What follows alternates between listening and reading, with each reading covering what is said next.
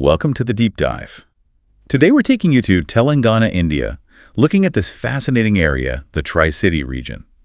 Warangal, Kazipet, Hanamkonda. Right, 3 cities, very interconnected. And our mission really is to get under the skin of what makes this place tick, historically and culturally. We want to understand that connection. Exactly. It's quite something how they've influenced each other over, well, centuries, each distinct, but also part of a bigger story, a real journey through time if you look closely. Okay, let's dive into Warangal first, the Kakatiya capital. You immediately think of the Warangal fort. Iconic. But it wasn't just a fort for keeping people out, was it? What was its design really saying? Well, no, it was much more. Those massive walls, the gateways, yes, defense, obviously, but the scale, the intricate carvings on things like the Kirtastambas, those victory pillars, right? That was pure projection, power, artistic taste, Imagine arriving there back then. It would have been absolutely awe-inspiring. Yeah, I can picture that. And then the 1,000-pillar temple.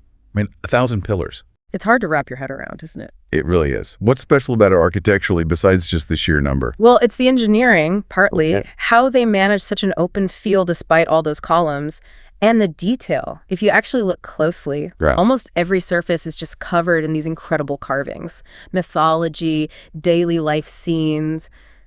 It gives you a real window into their culture. Okay, another big one.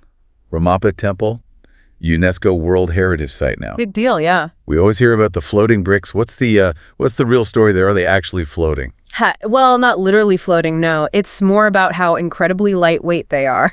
They likely used specific clay mixes, maybe special firing techniques. And that cleverness, that lightness, allowed them to build this huge shikara, the main tower, on foundations that weren't perhaps super strong. It's a real sign of their innovation. Ingenious.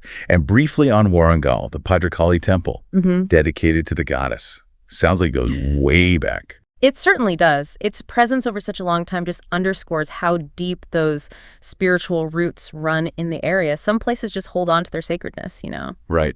Okay, let's shift gears. Kazipet seems like it played a different kind of key role. Spiritual center with the Dargah. Yes, the Dargah of Syed Shah Afzal Biabani. Very important. And also a major transport hub, the railway junction. How did those two things, spirituality and transport, connect? Well, the Dargah drew people from all sorts of backgrounds, different communities. It created this shared spiritual space.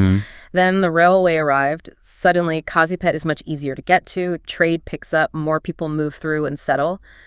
It just amplified that multicultural feel. It became a real crossroads. So a meeting point, spiritually and, well, physically too. Precisely. That created this rather unique atmosphere where different traditions could, coexist and interact. Interesting. Now, Hanamkonda started out as a Jain learning center, way back. That's the early history, yes. Evidence like the Padmakshi Temple points to that Jain connection. And now it's a modern urban district. How do we see that layering, that history, today? Well, the Padmakshi Temple is still there, marking that diverse religious past. But over time, while the religious focus might have shifted, that emphasis on learning, on knowledge, that seems to have stuck around. Now it's a major educational hub. So that thread of intellectual activity seems constant in a way. And the festivals, things like Batukama, Bonneloo. Yeah. How do they sort of tie all 3 cities together culturally? They're like a shared language, aren't they? These festivals are so vibrant. They reflect farming roots, devotion to local goddesses, this strong sense of community. And they're celebrated across the whole Tri-City area. Exactly. They really reinforce that shared identity, connecting Warangal, Kazipet, and Hanamkonda.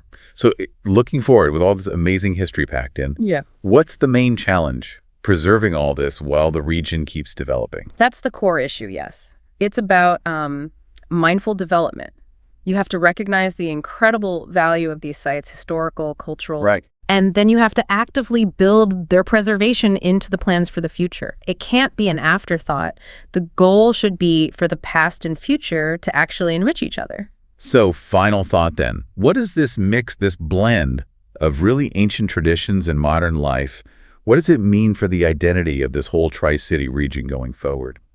Look, it's a huge opportunity, I think, an opportunity to build a really unique identity, one that's, proud of its deep history, but also embraces change and innovation. Finding that balance. Absolutely. The key is making sure that future growth respects and ideally even enhances that amazing historical tapestry that's already there. A powerful way to look at it. Thanks for exploring the Tri-City with me today. Really fascinating stuff. My pleasure. It's a remarkable place. Until our next deep dive.